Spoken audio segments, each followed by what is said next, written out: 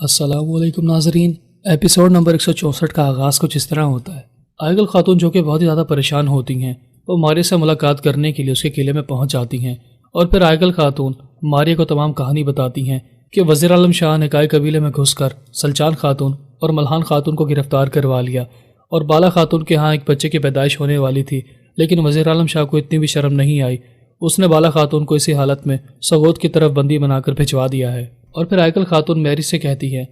क्या गोंदोज पे यहाँ पर आए हैं? मैरी जवाबन कहती है, कुछ देर पहले गोंदोज पे कोशिश से मुलाकात करने के लिए यहाँ पर आए थे, लेकिन अब वो हमारे किले में मौजूद नहीं हैं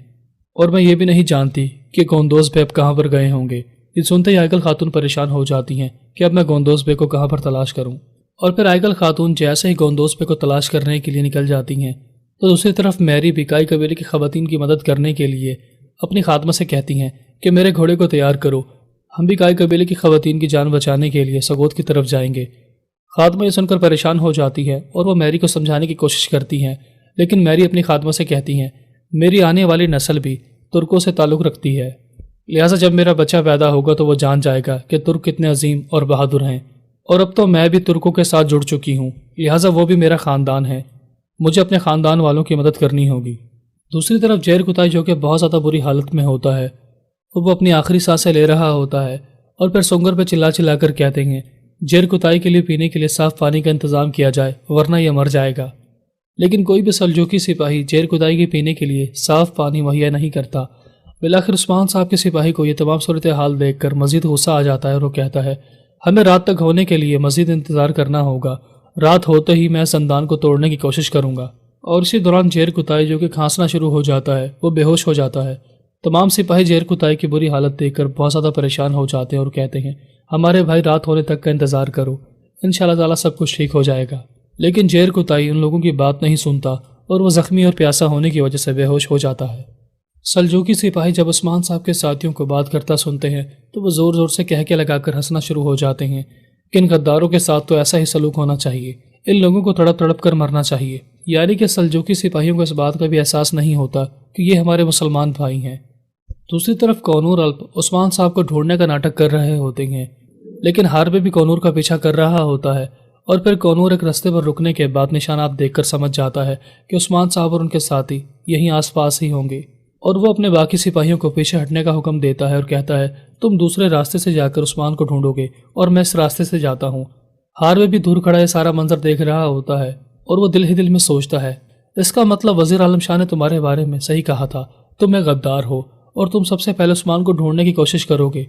क्योंकि तुम उस्मान को मारना नहीं बल्कि उसे बचाना चाहते हो। एक तरफ गोंदोज पे कोशिश को लेकर उस मकाम पर पहुंच जाते हैं जहां पर वज़ीर आलम शाह उस्मान साहब के साथियों को गिरफ्तार करके ले जाता है और वहीं पर बहुत से सलजूकी सिपाहियों के साथ साथ तुर्क कबीले की सिपाहियों की भी लाशें पड़ी होती हैं। और फिर गोंदोज पे अपने साथियों की लाशों की तरफ देखते हुए कहते हैं, इन सिपाहियों की लाशों को हमारे कबीले तक पहुँचा दो ताकि इन्हें इज्जत के साथ दफना दिया जाए। और फिर वह वज़ीर आलम शाह का नाम पुकारते हुए कहते हैं, तुम बहुत ही घटिया और मक्कार किस्म के इंसान हो, तुम्हें इतनी भी शर्म नहीं आई कि तुमने अपने मुसलमान भाइयों को कत्लेआम करवा दिया। और फिर जैसे ही गोंदोज पे वहाँ पर मौजूद तमाम सिपाहियों की लाशों का मुआयना करते हैं तो उन्हें उस्मान साहब और उनके करीबी साथी कहीं भी नज़र नहीं आते। गोंदोज पे सूरत हाल देखने के बाद मज़ीद परेशान हो जाते हैं कि कहीं वज़ीर आलम शाह ने उस्मान साहब के साथी को गिरफ्तार तो नहीं कर लिया और उस्मान साहब किस हाल में होंगे। दूसरी तरफ उस्मान साहब और उनके साथी मिलकर घयातों को तलाश कर रहे होते हैं। इसी दौरान एक मंगोल सिपाही दूर से कुल्हाड़ी फेंककर तुर्गुत बे को मारने की कोशिश करता है, लेकिन तुर्गुत बे उस कुल्हाड़ी से बच जाते हैं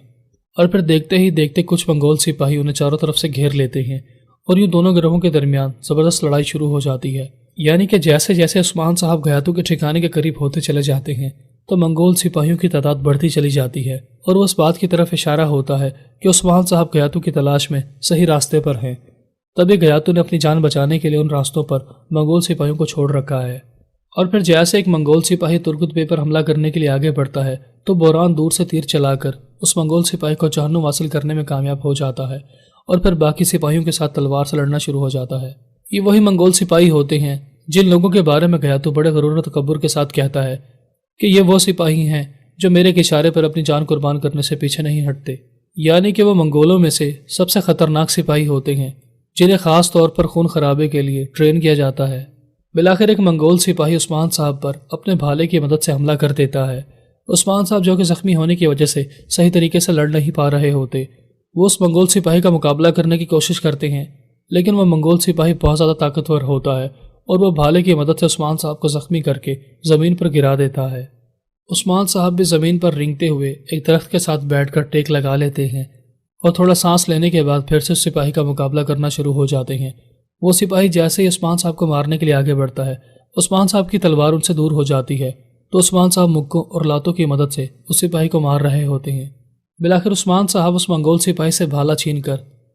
اسی بھالے کی مدد سے اس کے سر کو کچل ڈالتے ہیں، اور پھر جیسے ایک سپاہی بوران پر حملہ کرنے کے لیے آگے بڑھتا ہے تو اسی دوران کونور الپ دور سے تیر چلا کر اس منگول سپاہی کو جہنم واصل کر دیتے ہیں۔ جیسے ہی عثمان صاحب کونور الپ کو دیکھتے ہیں تو ان کی جان میں جان آ جاتی ہے، لیکن وزیر عالم شاہ کا خاص سپاہی ہاربے بھی چھپ کر یہ سارا منظر دیکھ رہا ہوتا ہے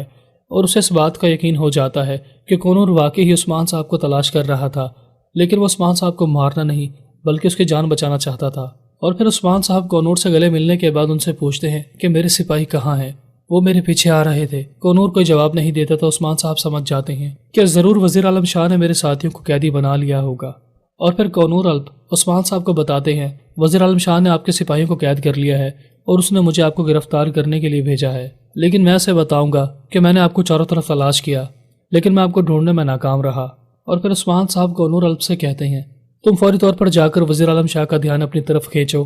اور میں اس موقع سے فائدہ اٹھا کر گیاتو کو تلاش کرتا ہوں، کیونکہ میں آج اس کو مارے بغیر واپس نہیں جاؤں گا۔ دوسری طرف جیسے ہی گوندوز میں لاشوں کا معائنہ کر رہے ہوتے ہیں تو ان لاشوں میں سے ایک سپاہی زندہ بچ جاتا ہے اور وہ انہیں بتاتا ہے کہ وزیر عالم شاہ نے آپ کے سپاہیوں کو قیدی بنا لیا ہے، اور جہاں تک عثمان بے کی بات ہے میں نہیں جانتا کہ انہیں بھی قیدی بنا لیا گیا ہے یا پھر وہ فرار ہو گئے، کیونکہ میں اس واقعے سے پہلے ہی بے ہوش ہو گیا تھا۔ اور پھر اسی دوران گوندوز بے کی نظر جیر کتائی کی تلواروں پر پڑتی ہے جو کہ اصل میں بامسی صاحب کی تلواریں ہوتی ہیں۔ کوشش بھی بامسی بے کی تلواروں کو دیکھ کر پہچان جاتا اور وہ کہتا ہے یہ تلواریں تو بامسی صاحب نے جیر کتائی کو دی تھی، اس کا مطلب جیر کتائی بھی وزیر عالم شاہ کے قبضے میں ہے۔ اور پھر گوندوز بے کوشش سے کہتے ہیں میں عثمان کو ڈھونڈنے کے لیے جاؤں گا، میں جانتا ہوں کہ عثمان گیاتو کو مارے بغیر واپس نہیں لوٹے گا۔ اس سے پہلے کہ وزیر عالم شاہ کے سپاہی عثمان کو تلاش کریں میں عثمان سے ملاقات کروں گا اور اس کی مدد کروں گا۔ کوشش یہ سن کر کہتا ہے میں بھی تمہارے ساتھ آؤں گا، میں بھی عثمان کی مدد کرنا چاہتا ہوں۔ اب تو تمہیں یقین آ گیا کہ روگاتوس عثمان کا ساتھی تھا اور وہ اسی میدان جنگ میں مارا گیا، اور میں بھی عثمان کا ساتھ دیتا آیا ہوں، یعنی کہ میں آیا نکولا کی طرح نہیں ہوں۔ گوندوز بھی سن کر کہتے ہیں تمہارا بہت بہت شکریہ، مجھے تمہاری نیت پر اب کوئی شک نہیں ہے۔ ایک طرف کوشش گوندوز بے کی مدد کرنے کے لیے تیار ہو جاتا ہے تو دوسری طرف کوسس کی بہن میری کائی قبیلے کی خواتین والے قافلے پر حملہ کرتی ہیں اور سلجوقی سپاہیوں کو جہنم واصل کرنا شروع ہو جاتی ہیں، اور پھر میری اس موقع سے فائدہ اٹھا کر سلچان خاتون کے ہاتھ کھولنا شروع ہو جاتی ہیں۔ سلچان خاتون میری کا بہت بہت شکریہ ادا کرتی ہیں کہ تم نے صحیح وقت پر پہنچ کر ہماری جان بچائی ہے۔ بالآخر ملحان خاتون میری کی خادمہ کو اور ہان غازی کو تھماتے ہوئے کہتی ہے تم میرے بیٹے کو آگے لے کر جاؤ،